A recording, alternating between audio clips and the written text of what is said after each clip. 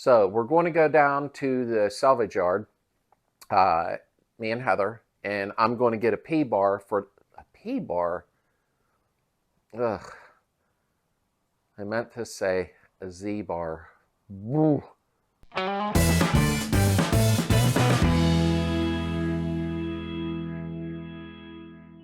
Welcome back to the community, everybody, and thank you all for being part of it. And I wanted to say a special thanks to the folks that have been sending in some donations and buying T-shirts and stickers. It really helps keep us going. Thank you so much. The links are in the description if you wish to help out also. Today, what are we going to do?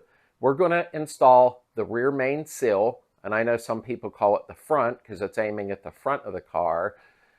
The flywheel seal, the crankshaft seal, because somebody's going to say something smart. Also, we're going to install the flywheel, and I'm going to show you how to properly torque it and what to put on your seal to seat it. It's what I do. You do what you want. We did go ahead and get the proper nuts for the oil pump cover. So I took this back apart and cleaned it up because Vintage Speed 76 had said to take the pump cover, put it on a flat piece of glass with some fine emery cloth, okay, it's a WD-40, and run that plate back and forth. It did smooth it out a lot. Thank you very much, Vintage Speed. I truly appreciate the tips. Like I said, I don't know everything. So when some of you guys come up with some tips and tricks and stuff, I love it because it's helping the community. Okay, enough about that. Let's get rolling. Okay, before we get started here, I wanted to bring something up. This Matco Tools coffee mug. I keep this in my garage now. I keep it right on my workbench. This was Melvin's. It was a very good friend of mine's from high school. It was her father's, and sadly he passed away 1 month before retirement. How sad is that? But I'm going to start using it for my coffee now. Thank you, Melvin. What we're going to start out with first is the flywheel, okay? And I am going to bring you up close in a second, so don't panic. What we're going to do is prep and get this ready, then set it aside. This is the original flywheel.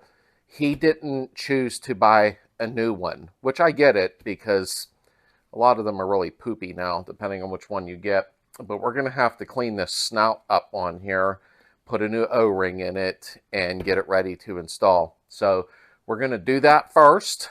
Then we're going to go over and remove the main seal, and then clean everything up and show you how everything goes back together properly. Or at least the way I do it.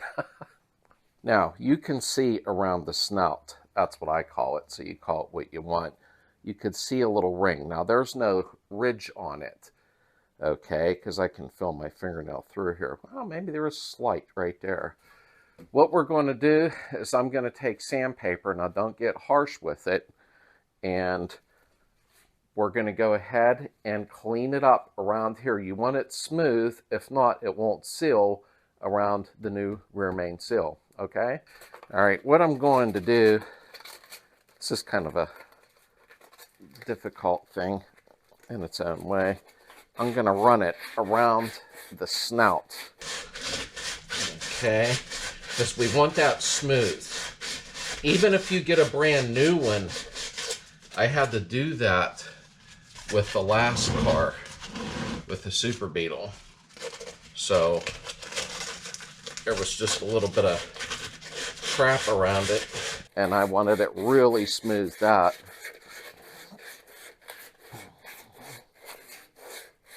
Okay, you want it nice and smooth. Put my glasses on. Ooh, yes. Okay, now what I am going to do also is take, now I'm going to get in your way for a minute, a green Scotch-Brite pad. I can't say that word. I'm going to run it around there. I know you're probably not seeing much right now.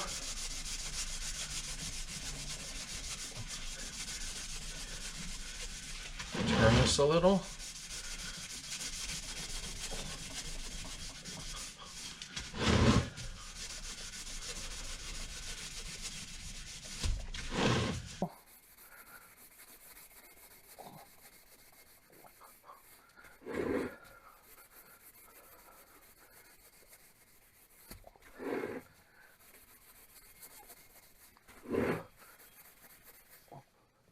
All right. Oh my, yeah, that made a huge difference. Can you tell? See how smooth? See how smooth it is now? That will help give you a good seal. Something else I want to do is you have an O-ring that goes in here. Let me try to hike this up a little. There, maybe you can see a little better, I don't know. The O-ring goes inside of here. And there it is right there. Had one in my master kit. Because the one he picked up didn't come with one. I really don't know why. I guess it was an accident. We are going to make sure there's nothing big in there, okay? Then I'm going to take, you guessed it, green Scotch-Brite pad. I'm going to put it in there, and I'm going to run it around, okay? You want to clean it up inside of there. You don't want no crap.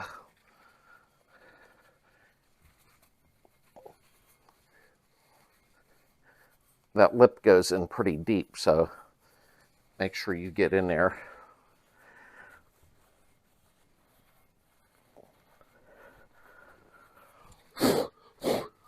There we go. Nice and clean. Now what we are going to do next, I bet you know what I'm going to use on rubber. Say it out loud. Yes, dielectric grease. A lot of you will put oil around this, stuff like that, and that's fine. There's nothing wrong with it. I just prefer to use the dielectric grease. Use what you want. I've had a lot of luck with it. So I'm going to bring you back up close, and we're going to go ahead,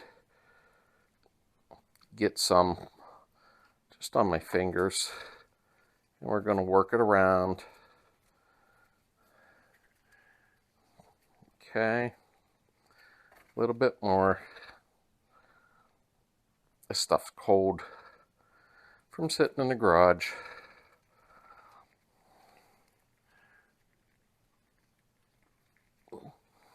Okay.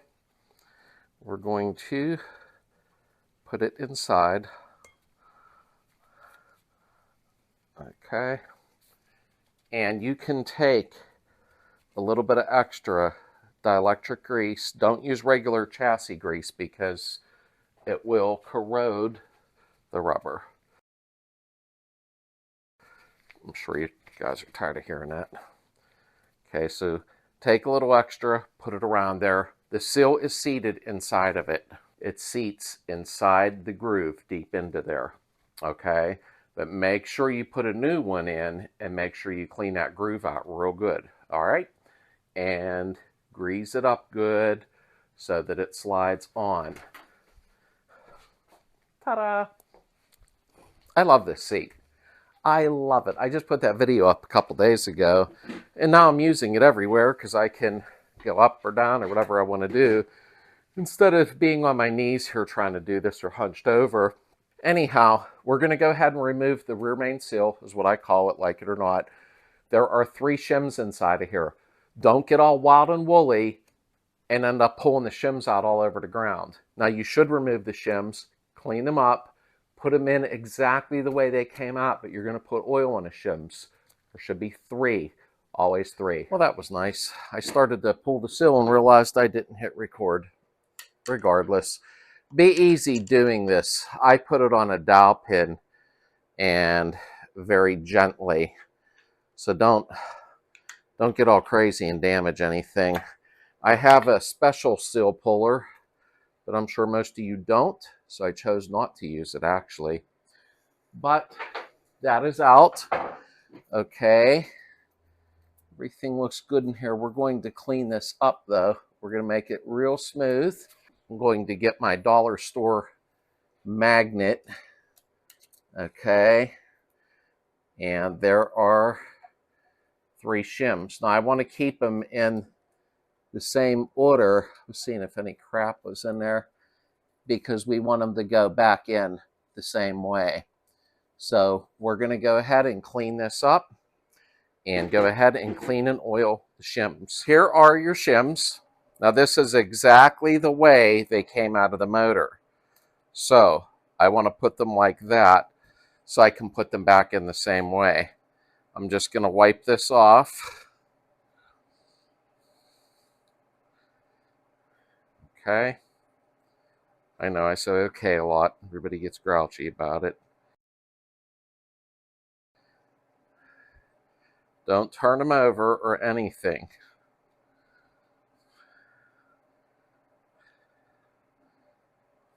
Okay, those are cleaned off, and we'll oil them right before we're ready to slide them in. Now what I did is I sprayed some brake clean on the rag. I was trying to pay attention to what I was doing. I think that this motor was definitely apart before. Do you know why? Can you see why? Wow, they got adhesive everywhere. Ah, let me back you up just a hair. Look at all this adhesive. I mean, it is bubble gummed on all the way down. Let me see something here.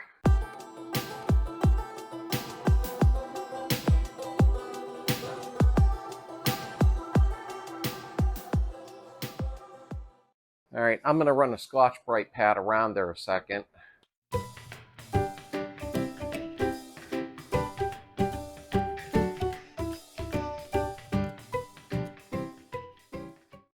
understand using a little adhesive, but that's crazy. It's one big lump is what it is. All right, enough of me complaining. Let's get ready to put our new seal in. Remember, with your shims, okay, you're looking for between 3 and 5 thousandths of play in your crank pulley, okay? These are already set up, so I can't be jerking around like that today. I'm going to go ahead and do another video on that with an extra engine I have on crankshaft end play, but that's a month or two off. Don't mix these up. You want to put them back in the same exact way. These got a little wear on them from what I can tell, but the end play was okay. Am I happy with these shims? No, I'm really not. Okay, let's put some oil on. I'll get you up close and we'll put them in. So we're going to take our antique oil can. This was my dad's. Pretty cool, huh? Okay, I know. I always keep oil in it. Okay. We're going to go ahead. All right. This one goes on top of there. And that one goes like that. You're going to take your oily shims, make sure there's 3. And if you know that your end play was okay, put them back in the same way.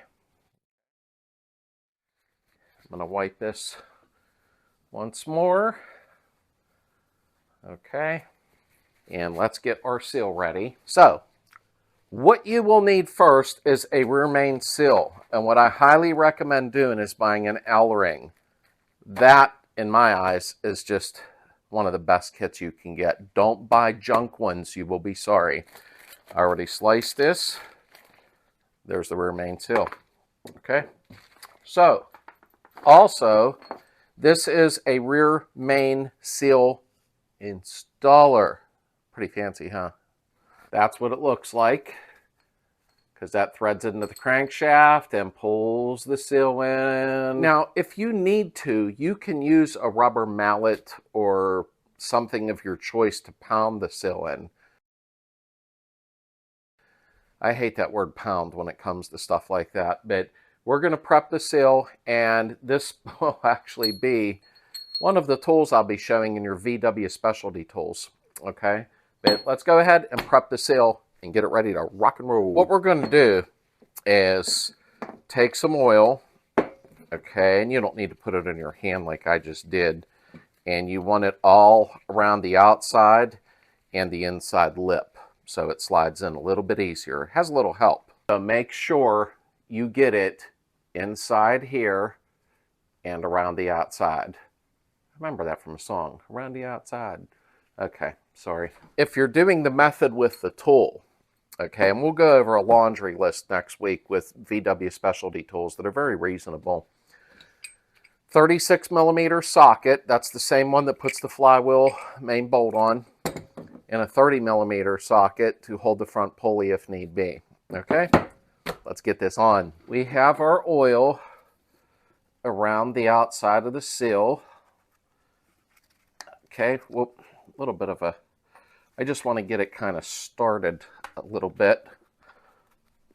Like that. Okay. I want to get the tool on it next. You're just threading this in right into the crank.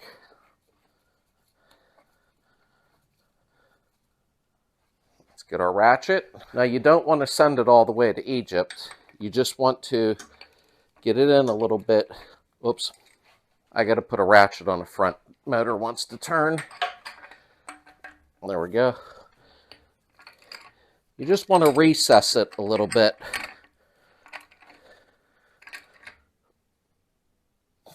Okay, let's take a look at it.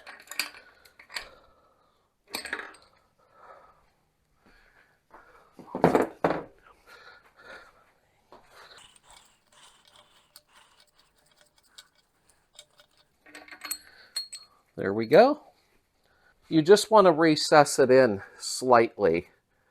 Make sure it's even all the way around. And then we're going to get ready. You'll put a little bit more oil in here when the time comes, and we're going to put the flywheel on and show you how to properly torque it. But you wanted it recessed slightly, just like it is. And now, make sure that you take the 36 millimeter gland nut, that's what I call it, to go into the flywheel. Clean these threads up really, really nice. Some guys like to use red Loctite, some like to use blue, some like to use none. I'm probably going to put just a dash of blue Loctite on it.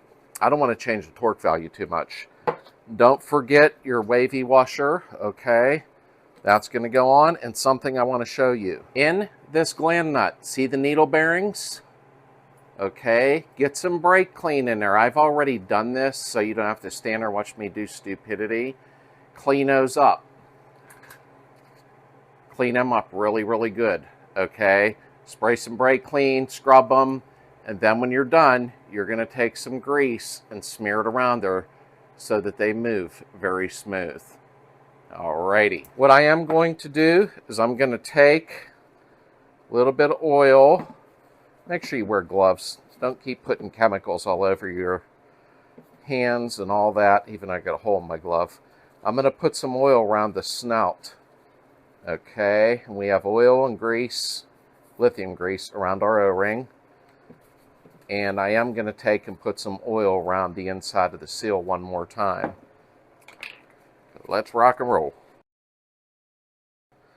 Okay, as promised, a little bit of oil around the inside of this seal, just so it slides on a little nicer. That's what I call. So let's line up our dowel pins. Okay. There we go. And let me start the big crazy nut. That way I can tighten it on. It's already started, but I'll let the ratchet pull it in.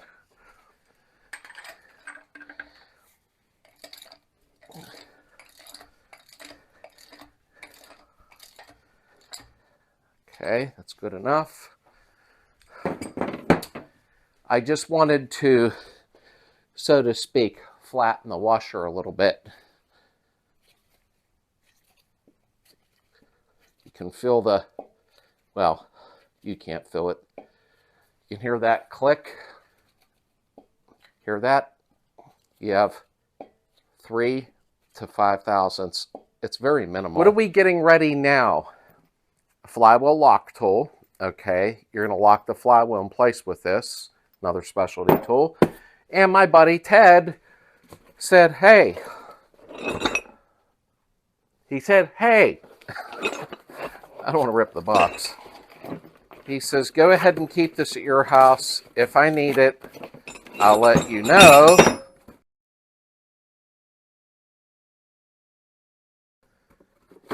And I've had it quite a while.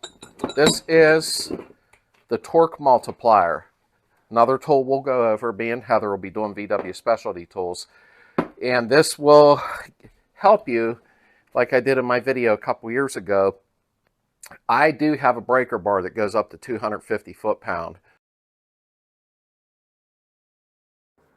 I'm going to put it in there.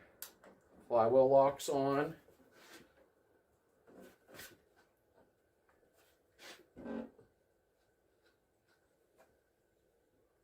Wow.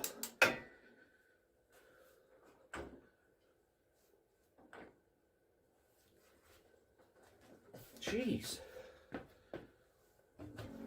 Stan wants to move on me. Not getting it, guys.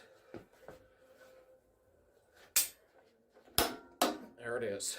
The flywheel gland nut on this goes to 253 pound, okay? When you're using this, you're only going 25 to 30 pound, and I'll show you how. This thing's a lifesaver on rear drums, your flywheel, any 36 millimeter that's a stubborn bugger to come off or put on. Here is the flywheel lock tool. Let me get this nut off of here. Come on. Whoops, idiot. It goes into the teeth of the flywheel. Bolt goes through. Come on. See how nice it works? Oh, this one's threaded. Ugh. All right, I used a regular bolt and went through here with a nut, but this is your flywheel lock, so the flywheel can't turn. This here, your engine stand, the yoke, should have been put on the distributor side, because then the bolt that I had with this would have slid right through, but it don't matter. It is what it is now.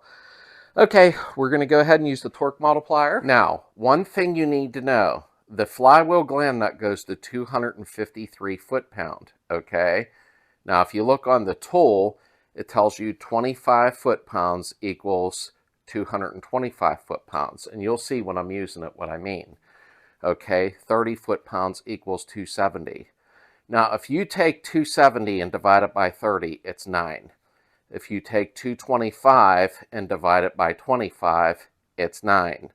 So, 252 foot-pounds would be 28 foot-pounds at the tool. So we're going to torque to 28 pounds on the tool, okay?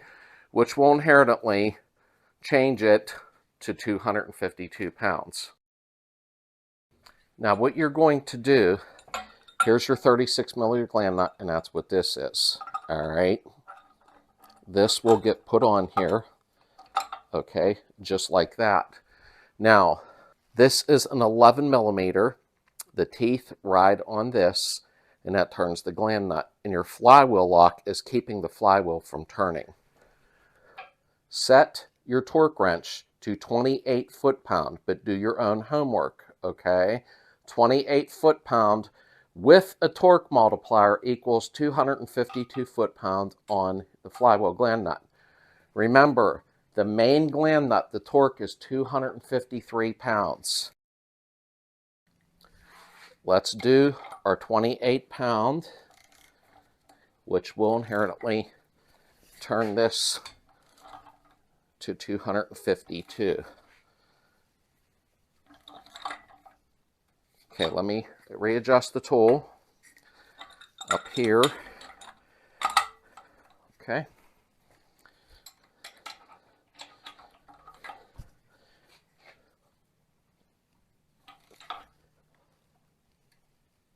There we go. Right there. Okay. Let's go over a few things. So let's go over this one more time. It'll take 15 seconds. I thought my microphone fell off.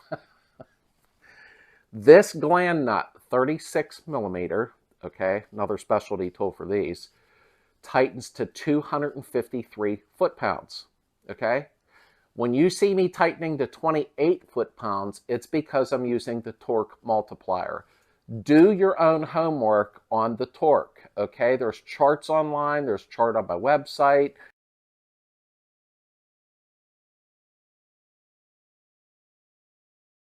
So that you know the proper procedures of how far to torque something. Remember, if you put grease on any threads or Loctite, things of that nature, it will change the torque value slightly, okay? So let's rehash a couple things real fast and I'll let you go. I really like this dang chair. This thing's soft. Okay, so today what you watched is we went ahead and removed the old seal. I showed you the proper way to oil your 3 shims. Always make sure there's 3 inside of there, okay?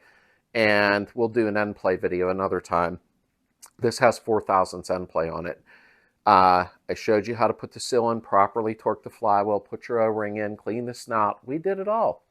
We're going to go to the salvage yard next week. There's a 7D Beetle there that my son might want for a Baja, so we're going to take a look at that and go over it. We'll take Heather with us. We each have our own wireless mics now, so that'll be fun. And Heather wants to go.